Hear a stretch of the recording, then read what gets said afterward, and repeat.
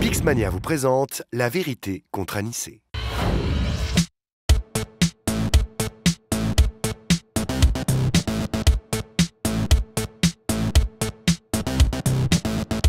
Bonjour à tous, c'est Anissé, bienvenue sur Clubic. Aujourd'hui, on va donner la vraie réponse à cette question.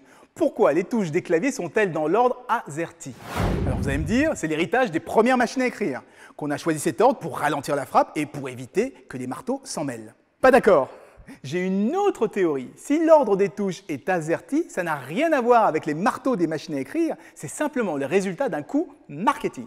Je m'explique. Chacun sait que l'ordre AZERTY en France est dérivé des claviers QWERTY américains. À l'époque, quand la machine à écrire a été inventée, il y avait des dizaines d'organisations de touches concurrentes. QWERTY a réussi à s'imposer pour deux raisons.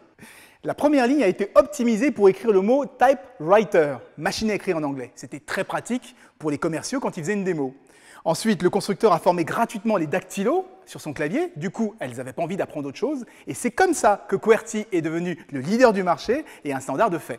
Alors d'où vient cette histoire de marteaux qui s'en mêlent? Eh bien des concurrents qui voulaient prouver que leur organisation de touches était beaucoup plus efficace et beaucoup plus rapide. La preuve, 7 des 10 touches de la deuxième ligne sont dans l'ordre alphabétique. Il y a même une touche pour le U accent alors qu'il n'existe que dans un mot en français, OU.